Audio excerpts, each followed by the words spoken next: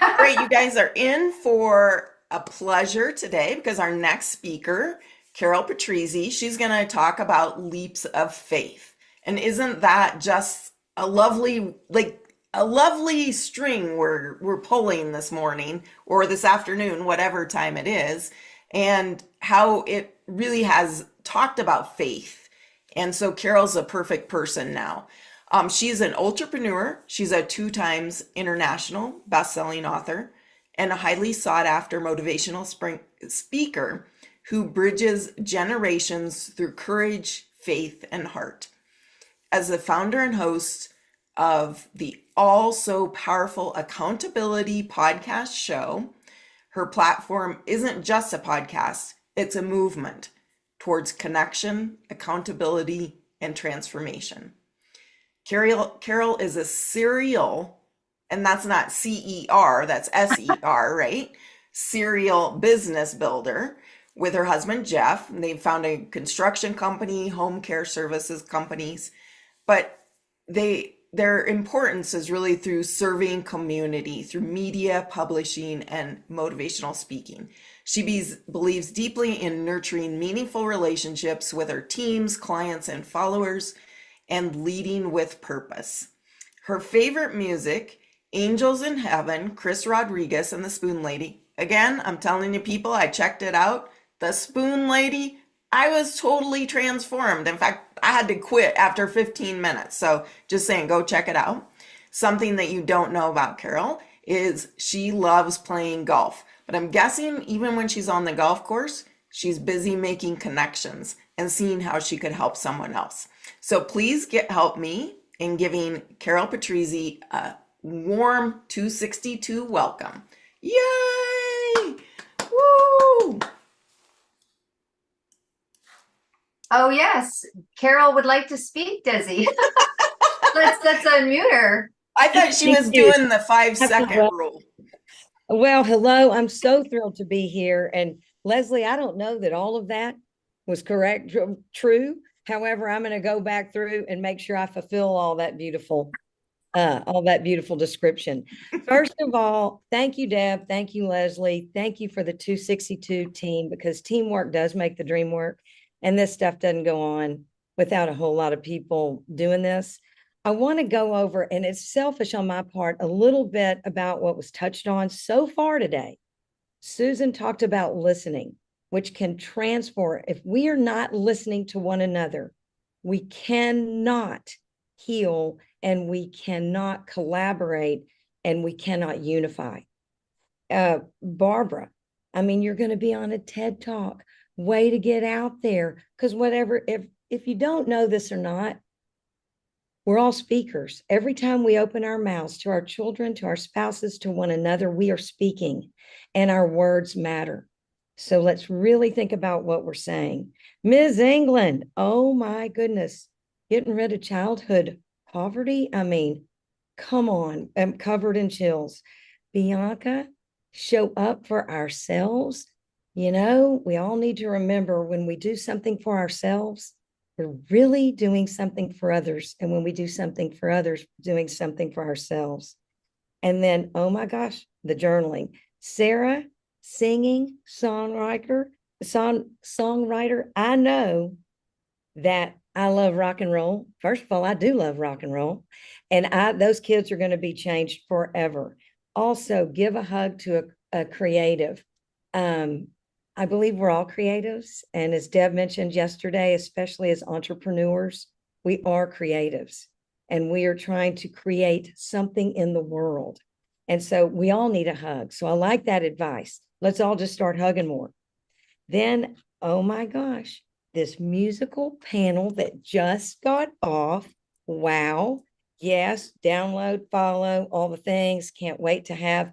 I'm going to talk to Deb about having something in Houston, something huge, and hopefully you'll all be there. And I'm not kidding. I can't wait.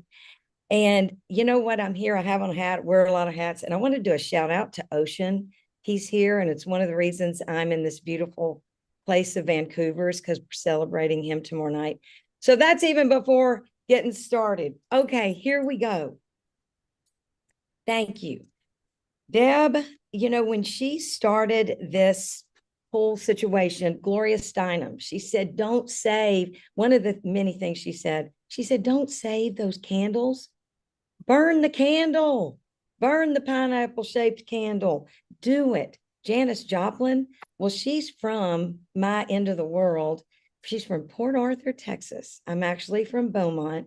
And she never felt right in her skin. She was not accepted. She had a very hard time. And look at the difference in what she has created and done for so many. So, Deb, this is just amazing. My reason for joining Deb and making a change, an enormous change in my always entrepreneurial life, was because I realized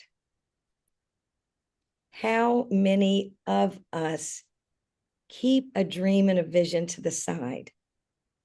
I am one of 11 children, number 6, and there are 6 incredible, I dare include myself in that. You know how we hesitate to say that. Women in this family. Our father and our brothers, incredible human beings, but we're going to focus on Mom. She had 11 children. First of all, we could just mic drop and walk off. And, incredible, right?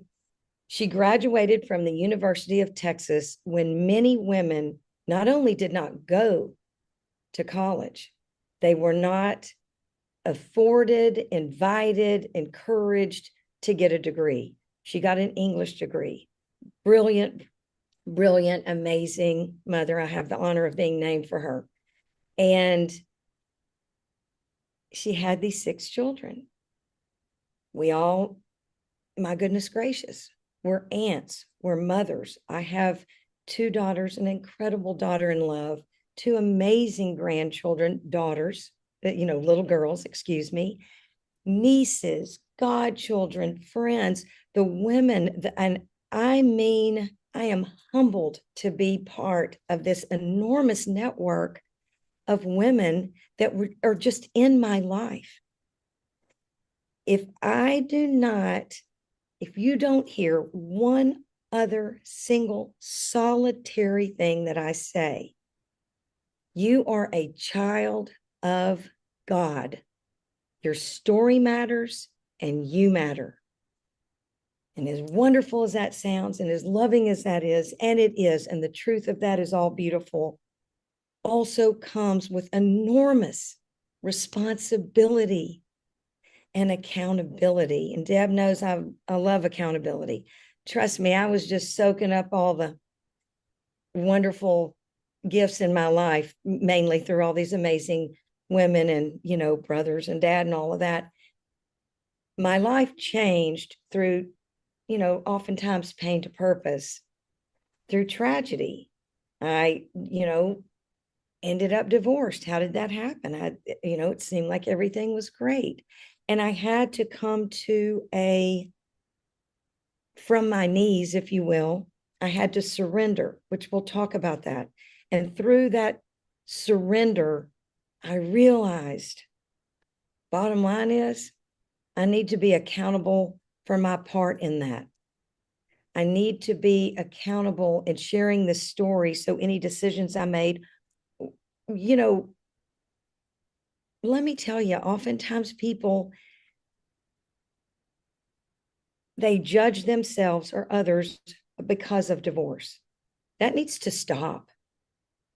And whatever it is and wherever you are with that, if you ever want to talk about it, reach out. Again, you're a child of God, your story matters and you matter. And you might help someone who's on the fence about that and all the things. But the bottom line is, I knew it was time for me to become accountable and responsible for my story moving forward. That was the change. I knew that as one of 11, maybe not just my stories, but the collective stories are so powerful and they needed to be shared. We have a couple of writers, legit, if you will. I was called a best-selling author. I'm a best-selling author because I have chapters in these incredible anthologies. Yes, we're working on an amazing, I mean, the women that I have had the pleasure to write alongside of, again, teamwork, right? Combine to become bestsellers. So very cool. I think that I'm going to read what my team members shared. They were so excited that we were going to be part of, I'm representing a team of the Sisters in Symphony Summit. And one of them, oh, and I know she's listening, and I can't wait to talk to her about all these musicians. She is a musician on the other side of Canada. And Heather, I said, y'all give me your feedback. What does this mean to you? You know, I represent all of us. I have this privilege. I'm going to read to you what she sent to me. She, of course, was so generous. She said, modify this. I didn't want to modify it because she's the singer-songwriter. She said, let's see. Everyone's story and journey is different. It has its own rhythm, melody, tone, and beauty. Alone, each story is very powerful. But when we're brave enough, talked about bravery today, right? When we're brave enough to come together and share our stories out loud with the world, it creates this beautiful symphony of healing, transformation, and support. It's a symphony woven together with thousands of individuals' stories and notes that has the power to inspire and make real change in the world like music. I mean, I did not dare touch what she had shared because it was so beautiful. The other thing is, and thank you again, Heather, you know, we have an incredible team. This, as we share, this is God's symphony. All of us together individually with our differences. It's incredible individually, yay, but you have to listen, you have to collaborate, because if people aren't listening individually, you get together, there's not a symphony. There's just this, wild and craziness, sometimes fun, I guess, music. However, to come together and create and be a part of God's symphony. So, I want to visit. There's so many things that I want to say about the gratitude of being able to share. I cannot, it has been such a gift to get to know Deb and those of you in 262. We empower and lift one another up. And, I'm working on an anthology with many beautiful women, and many of, not to say many, a few are going to be involved in that. And the name of the anthology is Surrender. And yes, as it was mentioned earlier, surrender, let's celebrate and let's surrender and let's be together. I also want to think about in your life when you didn't think you could make it, when you couldn't take another step, whether it's through mental illness, the loss of a precious child, a divorce, you just couldn't step out and make that difference to speak. In my mind, the surrender, because I do it often for myself and others, is at the foot of the crucifix, which is where unimaginable pain and suffering reside side by side with unimaginable love.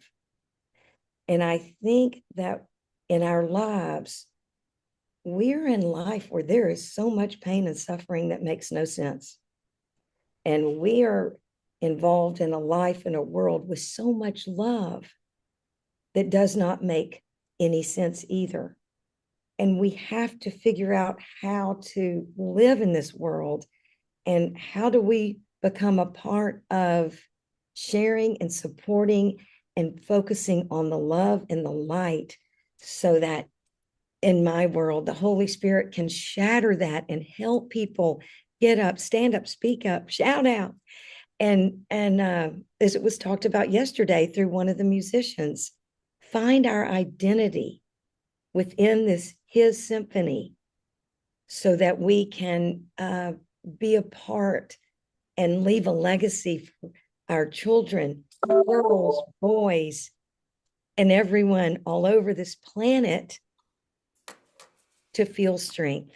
And that's where I am. If, I hope somebody here is excited. They'll get a chapter in the surrender book under the way. And anyway, just thank you. And I'm so thrilled to be here. Oh my goodness. Thank you so much. You're always a bright light in the room, Carol.